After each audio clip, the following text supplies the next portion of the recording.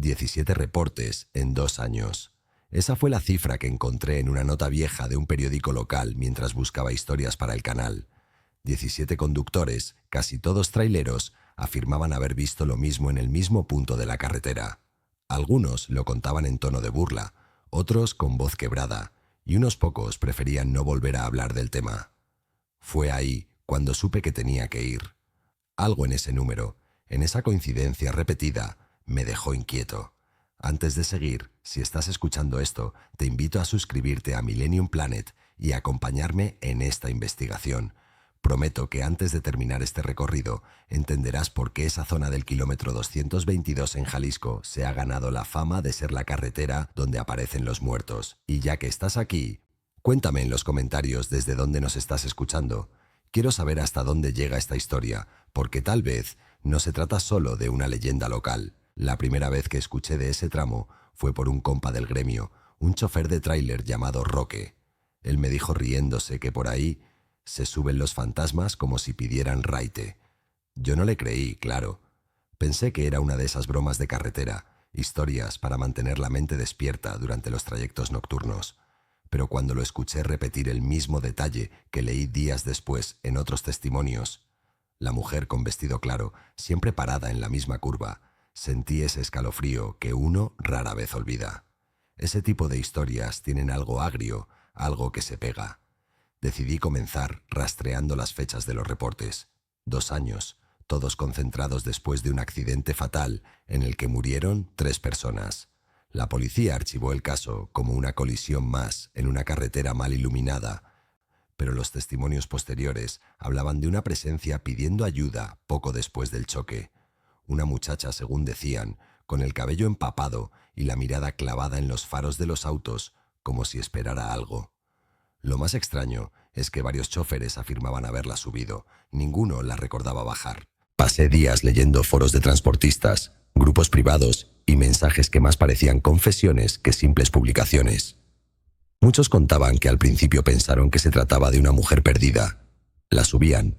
Ella decía pocas palabras. A veces solo murmuraba una dirección o preguntaba si faltaba mucho para el pueblo. Todo normal hasta que, en cuestión de segundos, desaparecía del asiento. Algunos decían que la puerta no se abría, que simplemente dejaba un olor a tierra húmeda. Otros aseguraban escuchar un suspiro justo antes de que se disolviera frente a ellos. Juro que intenté mantener una mente escéptica. Parte de mi chamba en Millennium Planet es justamente contrastar mitos y hechos. Pero cuanto más investigaba, más coincidencias encontraba. No eran historias sueltas o exageradas. Había registros de llamadas a la policía, grabaciones de audio de emergencia y hasta una fotografía borrosa tomada por una cámara de seguridad de tránsito. En ella se veía claramente la silueta de alguien parado en medio del camino en plena madrugada. Nadie supo explicar por qué esa figura no apareció reflejada en la cámara del carril contrario. Una noche me aventuré a llamar a uno de los hombres que dio un testimonio público. Se llamaba Don Lázaro y tenía casi 60 años. Me recibió con voz áspera, de esas que ya no necesitan filtro. Me dijo que después de aquella noche no volvió a manejar solo. Contó que bajando el tramo del kilómetro 222 vio una luz blanca al borde del camino. Pensó que era un auto descompuesto. Cuando paró, vio a una muchacha delgada pidiendo que la llevara. Le dijo que se llamaba Clarita. Hasta ahí todo bien, pero al mirar por el espejo retrovisor minutos después, ella ya no estaba. Solo quedaban las marcas de humedad en el asiento y una oración escrita con el dedo sobre el vidrio empañado. «Por favor, llévenme a casa», eso decía. Don Lázaro juraba que nunca la escribió él. Cuando le pregunté si recordó la dirección, me contestó que sí, pero prefirió guardársela. Dijo que no quería volver a ese lugar. Su esposa murió meses después de un infarto, y él aseguraba que todo comenzó la noche que recogió a esa muchacha. Fue la primera vez que escuché en su voz algo más que miedo. Era resignación, como si haber visto lo que vio fuera una condena silenciosa. Durante semanas soñé con ese tramo, con las luces largas iluminando un vacío que cambiaba de forma cada vez que intentaba entenderlo. Revisé mapas, informes de tránsito, archivos de obras públicas. Descubrí que ese pedazo de carretera fue ampliado en los años 70 pero nadie mencionaba que justo bajo esa zona existía un terreno viejo que alguna vez sirvió para entierros comunitarios. Los documentos hablaban de una expropiación a medias, sin supervisión arqueológica. Nadie lo tomó en cuenta, pero ahí estaba la primera pista de que algo no se había hecho bien desde el principio. Lo pensé muchas veces antes de ir. No soy supersticioso, pero sí tengo un respeto profundo por los lugares donde la gente afirma ver lo inexplicable. Los caminos largos y silenciosos tienen algo hipnótico, especialmente en Jalisco, donde el monte parece tragarse la luz. Terminé preparando el viaje con más nervios que entusiasmo. No sabía si encontraría pruebas tangibles o solo historias gastadas, pero algo en mí quería comprobarlo personalmente. En el fondo, tal vez buscaba ese tipo de miedo que confirma que seguimos vivos. Al caer la noche, partí rumbo al tramo. El aire olía a humedad y la luna apenas se veía entre las nubes. Llevaba una grabadora, una linterna y mi propia duda como compañía. Lo primero que noté fue el silencio. No el silencio normal de una carretera, sino uno espeso, sin grillos ni viento. La atmósfera parecía suspendida. Cada vez que el motor bajaba de revoluciones, sentía una vibración que me recorría los huesos. Era como si la carretera respirara lentamente debajo de mí.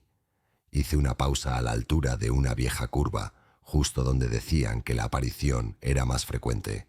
Allí el pavimento tenía grietas anchas y olía a tierra podrida. El lugar no parecía maldito, solo descuidado, pero algo en el aire era diferente, como si se resistiera a dejarme quedarme. Encendí la linterna y apunté hacia los matorrales. Y por un momento juré ver movimiento. No era un animal, estoy seguro. Era una sombra que cambiaba de forma, como si me observara desde el otro lado del camino. No avancé más esa noche, lo admito. Preferí retroceder unos metros y guardar la grabadora. Grabé un mensaje rápido, solo para mis notas del canal. Estoy en el kilómetro 222. No hay nadie, pero siento que algo me ve. Lo escuché después, en casa, y en el fondo del audio se colaba una voz apenas audible. Parecía un suspiro, o tal vez una oración que no terminé de comprender. Algo como, no te detengas. Desde entonces no dejo de pensar en esa frase, en su tono entre triste y demandante. No sé si creer todavía, pero algo cambió en mí desde esa noche. Esa carretera tiene una presencia que uno no puede quitarse de encima, como si lo siguiera incluso fuera del auto. Y mientras más escucho de la gente lo que vieron, más entiendo que quizá no todos los muertos descansan en paz. Algunos, tal vez, siguen esperando un aventón. Si ustedes han pasado por ese tramo o conocen a alguien que haya visto algo, déjenlo en los comentarios. Prometo revisar cada historia, porque este viaje apenas comienza y lo que descubramos juntos podría explicar por qué el kilómetro 222 sigue llamando a quienes no deberían regresar. Cuando uno se mete de lleno en una historia así, lo más difícil es distinguir entre los rumores y lo que de verdad se queda grabado en la mente de la gente. Y fue justo allí, en esa confusión entre mito y recuerdo, donde conocí al primer testigo del caso. Se llamaba Raúl Pérez, aunque todos en el gremio lo conocían como el Güero.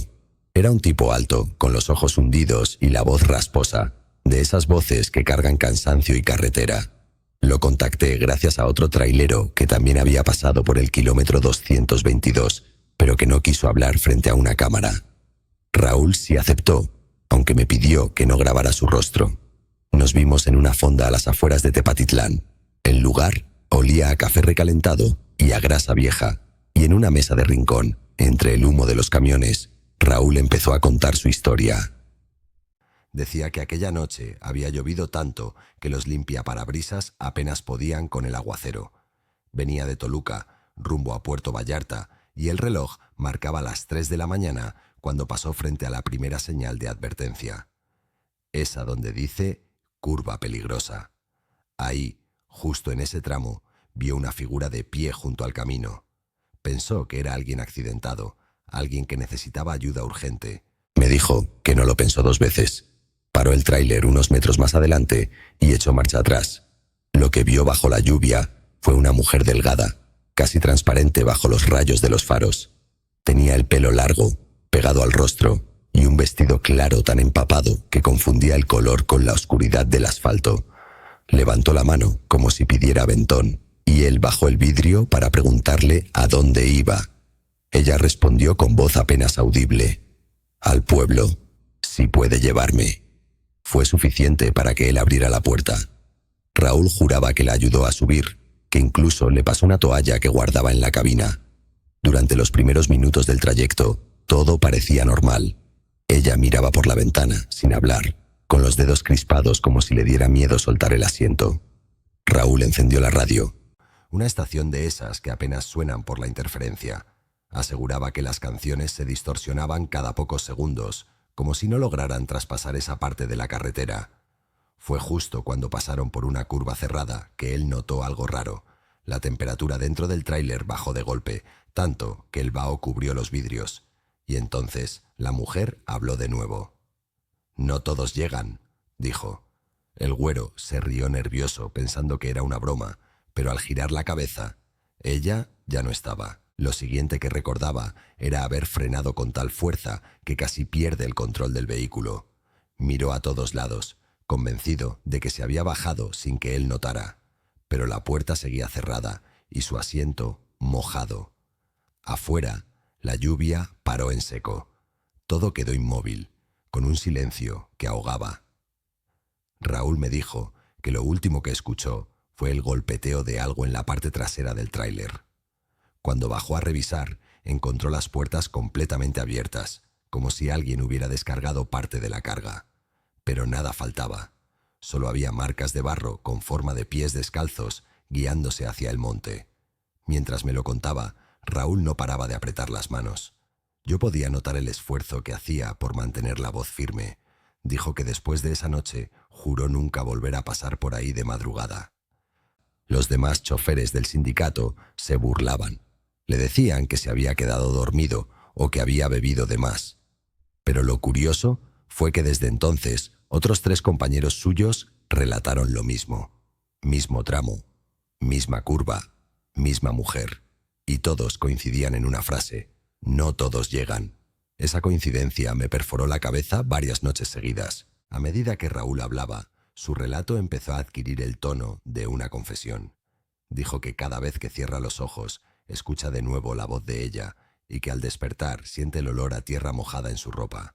Me contó que, tiempo después, revisó las cámaras del tráiler por su cuenta. Solo habían grabado estática durante los minutos en los que la mujer estuvo en la cabina, ni una sola imagen. Pero algo sí quedó registrado, una interferencia breve, seguida por una secuencia de 3 silbidos. Parecían una especie de patrón. Un técnico en sonido le dijo que eso era imposible sin manipulación directa. Raúl prefirió borrar todo el respaldo digital. Dijo que no quería volver a escucharla. Cuando terminó, me preguntó algo que me dejó sin respuesta. «¿Tú crees que las carreteras se acuerdan de los muertos?». Lo dijo con una naturalidad que dolía, como si la pregunta no fuera un intento de entender, sino una resignación total. Le respondí que no lo sabía, que mi trabajo era contar las versiones, no juzgar lo que la gente ha vivido. Pero por dentro sentí esa mezcla de culpa y miedo que solo se siente cuando lo imposible parece tener más coherencia que la lógica. Raúl pagó el café, se levantó y me advirtió que si iba a investigar el kilómetro 222, no lo hiciera de noche.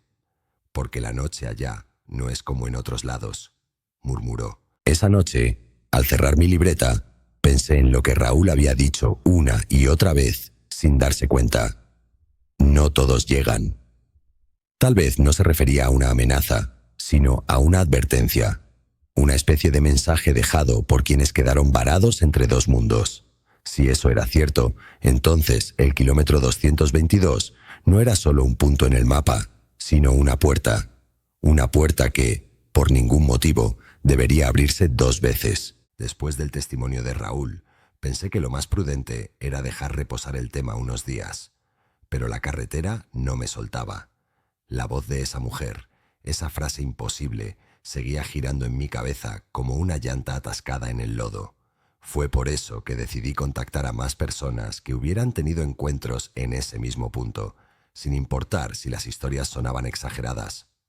Lo que encontré no solo confirmó el horror, sino que lo replicó palabra por palabra, como si 3 personas diferentes hubieran presenciado el mismo acto, un guión sobrenatural, repetido una y otra vez. El primero Fue un joven llamado Emiliano, ayudante de un conductor de carga pesada. Tenía apenas 26 años, pero hablaba con la mirada de alguien que ya había envejecido en la carretera. Me recibió en su casa, un cuarto de bloc al borde de un camino polvoso, con el motor de un camión desarmado en la entrada. Me explicó que esa noche conducía junto a su jefe rumbo a Guadalajara cuando una sombra atravesó la carretera justo enfrente del tráiler. Frenaron tan fuerte que las llantas dejaron una marca larga y quemada sobre el asfalto. Salieron creyendo que habían golpeado a alguien, pero no había cuerpo, solo un charco de agua donde no había llovido. Y justo cuando ambos estaban discutiendo cómo pudo pasar, la radio del camión se encendió sola y una voz femenina repitió 3 veces la misma pregunta. ¿Me puedes llevar? Emiliano decía que sintió el pecho apretarse, como si alguien lo sujetara desde dentro. Miró a su jefe y el hombre tenía los ojos en blanco, paralizado frente al parabrisas. Cuando la radio se apagó, el silencio fue tan denso que los dos se quedaron sin habla. Apenas lograron subir de nuevo al camión y avanzar sin mirar atrás. Lo más inquietante fue que, días después, al lavar el vehículo, descubrieron huellas pequeñas en el parabrisas, como si alguien hubiera apoyado los dedos desde afuera. 6 marcas, delgadas y simétricas. En el taller bromearon diciendo que quizá eran de un pájaro o de un gato, pero él me juró que no. Eran huellas de una mano humana, pero al revés, como si los dedos apuntaran hacia arriba. El segundo testimonio vino de una mujer llamada Estela, comerciante que solía viajar de noche para entregar productos frescos en los pueblos cercanos. Me dijo que conocía bien el camino y que siempre sintió algo raro al pasar por el kilómetro 222, como si el aire se volviera más pesado. Una madrugada, después de una tormenta, vio una figura al borde del camino. Pensó que era una joven mojada por la lluvia. Decidió detenerse, pero cuando bajó la ventanilla, la muchacha le pidió agua con una voz ronca, casi sin timbre humano. Estela le tendió una botella. La mujer la tomó y bebió sin tragar. El agua caía por su cuello y empapaba el vestido blanco que llevaba. Fue entonces cuando notó que los ojos de esa figura eran completamente negros, sin iris. Se echó hacia atrás del susto y la joven desapareció frente a sus ojos como si se hubiera disuelto en vapor. Estela no conducía más de noche desde ese día. Cuando la entrevisté, dijo algo que me dejó seco. No me dio miedo que desapareciera. Me dio miedo no sentirme sola después de eso. Sentí que alguien venía conmigo todo el camino hasta llegar a casa. Mucho tiempo después, comenzó a escuchar golpes en su puerta a las 3 de la mañana. Siempre 3 golpes. Cuando se asomaba, no había nadie. Ella asegura que eso solo le pasa los días en que llueve en esa carretera. No importaba que estuviera a kilómetros de distancia. Cada aguacero le recordaba el rostro de esa mujer. El tercer testimonio fue el más difícil de conseguir. Un oficial de tránsito retirado, apodado El Chino, aceptó hablar conmigo a cambio de no revelar su nombre real. Dijo que durante sus años de servicio registró múltiples accidentes en ese tramo. Un patrón repetido, vehículos que se salían del camino sin razón aparente, todos entre las 2 y las 3 de la madrugada. En uno de ellos, el conductor sobrevivió. Dijo haber tratado de esquivar a alguien parado en medio de la carretera. Cuando revisaron los videos del tablero, el sensor de movimiento detectó una figura femenina de pocos segundos, pero al revisar cuadro por cuadro, solo apareció una silueta borrosa que parecía moverse en dirección contraria al sentido del tráfico, como si caminara hacia atrás, me precisó el chino, deteniéndose mientras bebía su café. Le pregunté si alguna vez volvió a pasar por ahí. Me respondió que sí, pero no solo, siempre acompañado de otro oficial. Hay cosas que uno aprende a respetar, me dijo. Según su archivo personal, las descripciones coincidían en un 90% de los reportes. Una mujer delgada, cabello oscuro, vestido claro, mirada fija al frente y la misma frase de advertencia. Lo más intrigante fue cuando me mostró su libreta vieja. En la página de un caso de hace más de 20 años había una nota escrita por un agente diferente. Mujer con vestido blanco causa confusión. Dice, no todos llegan. El mismo patrón, incluso antes del accidente que supuestamente originó la leyenda. Para mí, eso ya no podía ser coincidencia. Era una repetición que rebasaba el tiempo, una especie de grabado invisible que la carretera seguía reproduciendo. Cuando uno escucha 3 versiones distintas de una misma historia, contadas por personas que jamás se conocieron, la pregunta deja de ser si es real. La pregunta se convierte en ¿por qué? ¿Por qué justo ahí? ¿Por qué siempre esa curva? ¿Por qué esa misma mujer? Mi mente trataba de encontrar alguna explicación lógica, un efecto de niebla, una falla óptica, una alucinación colectiva. Pero cada intento se deshacía cuando recordaba los ojos de Estela, los temblores de Raúl o el tono de voz del chino al decir «aprendes a respetar». Comencé a notar un patrón adicional. Todos los relatos compartían un detalle que no había registrado antes: el sonido. En cada encuentro, antes o después de ver a la mujer, había un cambio en el ruido de fondo. A veces un zumbido leve, otras un eco metálico o un murmullo semejante a una radio estática. Revisando las grabaciones, noté que ese sonido siempre duraba lo mismo: 7 segundos. Era como una marca, un aviso previo. Tal vez no eran apariciones al azar, sino repeticiones de algo que quedó grabado en el aire, un bucle que se activa cada noche bajo condiciones que aún desconocemos. Cuando terminé de recopilar los 3 testimonios, me encontré frente a una pared invisible. Ninguna explicación sobre electromagnetismo o estrés postraumático podía justificar tantas coincidencias. La frase «no todos llegan» se volvió un eco en mi cabeza, como una advertencia escrita sobre el asfalto. Aquella noche, mientras transcribía las entrevistas, el reloj marcó las 2:43 y escuché un golpe seco en la ventana. Pensé que era el viento, pero al mirar vi la marca de una mano pequeña contra el vidrio. La limpié, y cuando el reflejo se desvaneció, pude jurar que por un instante, en la oscuridad de la calle, una figura blanca comenzaba a caminar hacia mí. Mientras más profundizaba en la investigación, más claro se volvía que el kilómetro 222 no era solo un sitio de apariciones, sino un punto donde algo había sido interrumpido. Esa palabra, interrumpido, se me quedó grabada después de que un historiador local la usara para describir lo que pasó ahí cuando construyeron la carretera en los años 70. No fue una obra, fue una mutilación, me dijo con la voz quebrada. En su pequeño despacho lleno de planos amarillentos, me mostró documentos de obras públicas, permisos y un mapa antiguo que marcaba una zona ceremonial indígena justo bajo el trazo actual del camino. No era una simple coincidencia, era una herida abierta. Ese día, el aire del archivo olía a papel viejo y humedad. El hombre, de nombre Julián Ortega, me contó que antes de que el asfalto cubriera ese terreno, existía ahí un cementerio indígena perteneciente a una comunidad que desapareció siglos atrás. No encontraron cuerpos completos, solo cráneos y figuras talladas en piedra, así que lo ignoraron, relató con un tono entre indignado y rendido. Mientras hablaba, abrió una carpeta y me mostró una fotografía de 1973, donde se veía la tierra abierta, con huesos amontonados a un costado. En el reverso, alguien había escrito a mano: Curva Norte, zona de entierros sin rescatar. Me estremecí. Ese papel parecía llevar su propio silencio ancestral. Le pregunté a Julián si creía que aquello estaba relacionado con los incidentes actuales. Respondió que los pueblos antiguos dejaban guardianes y que si un terreno de muertos era alterado, esos guardianes no descansaban. La frase me sacó de onda porque sonaba más a profecía que a dato histórico. Según él, algunos rituales de la región buscaban mantener la conexión entre los vivos y los espíritus mediante el agua. Por eso llueve tanto en ese tramo, añadió mientras señalaba un registro de precipitaciones inusuales en el área.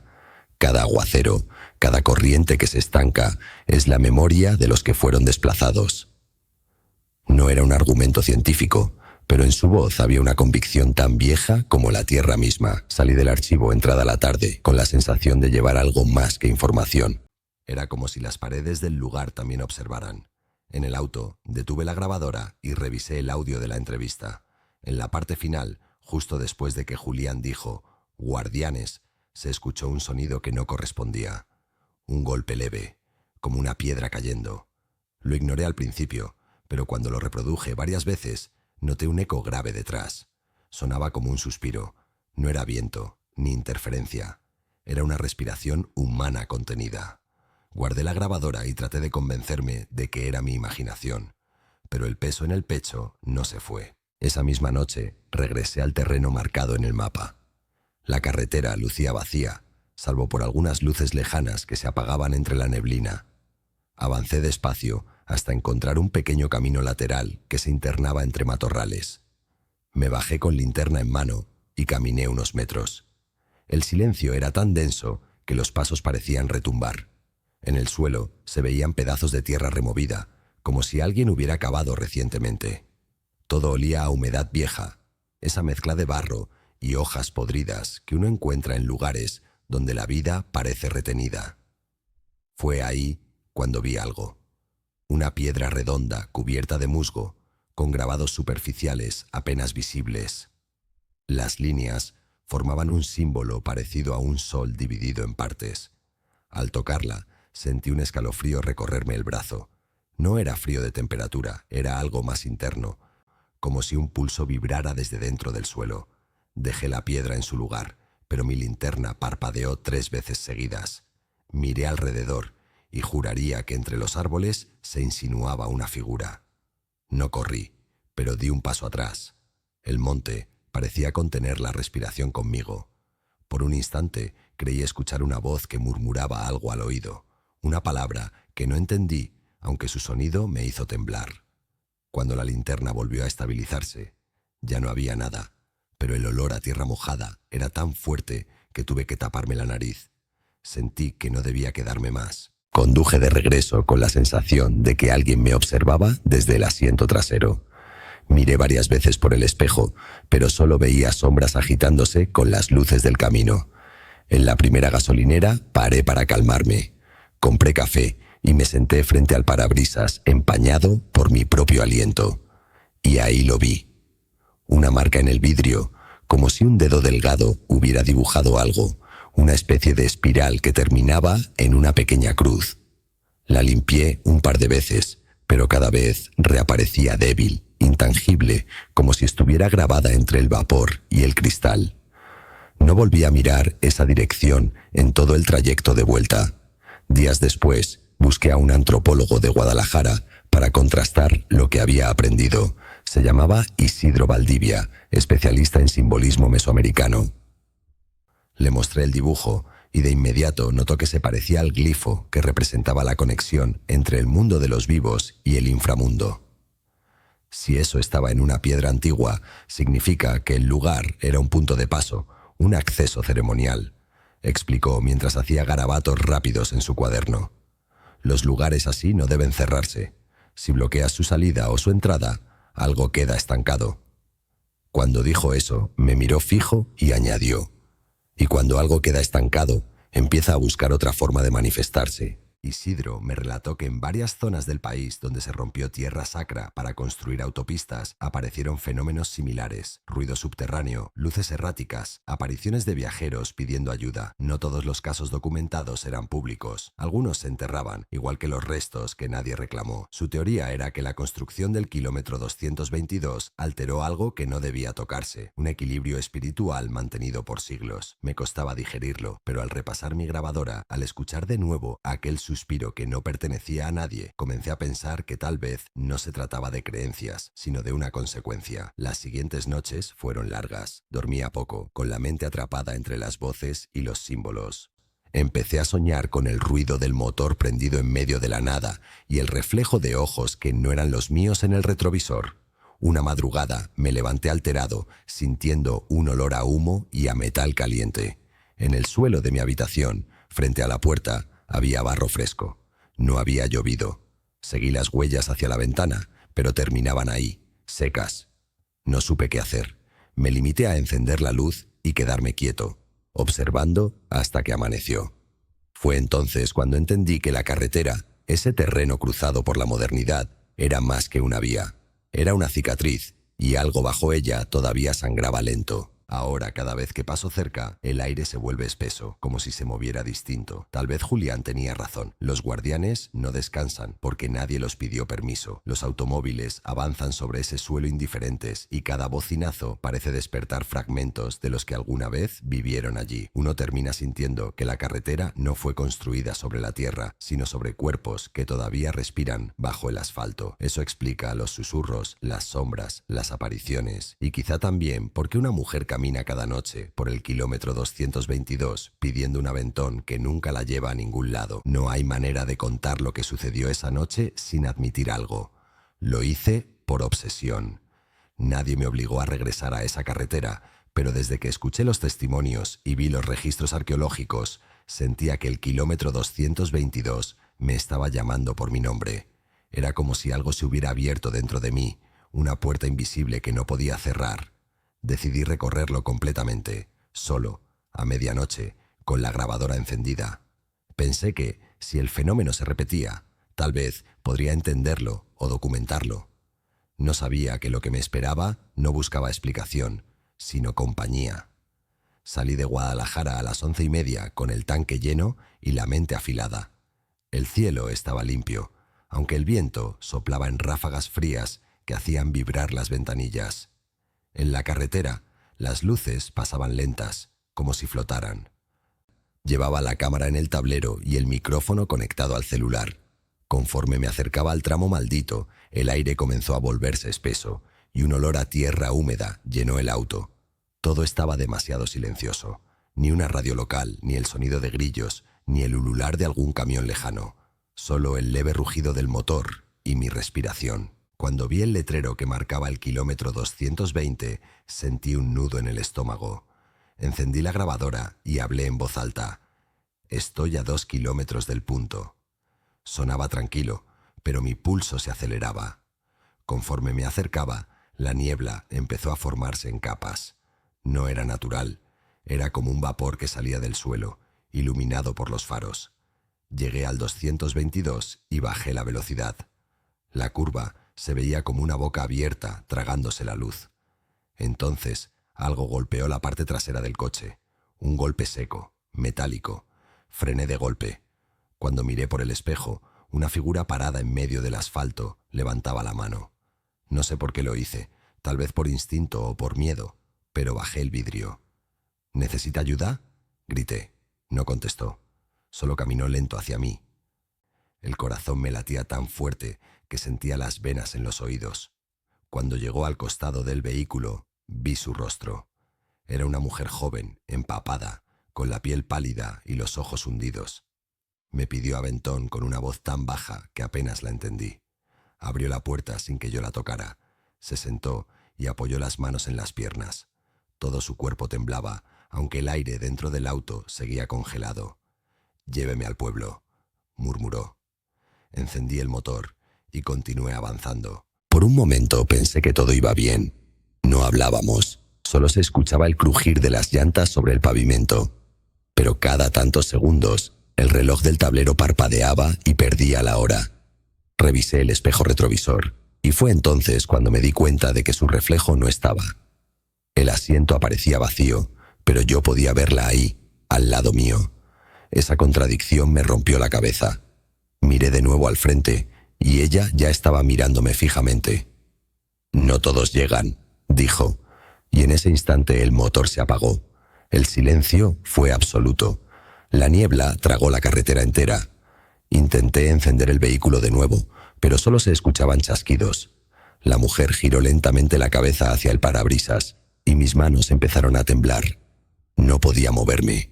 Fue ahí cuando vi las marcas. En el cristal comenzaron a dibujarse huellas, una tras otra, como si dedos invisibles rasparan desde afuera. Después se escuchó el sonido de agua cayendo sobre el techo, aunque el cielo seguía despejado.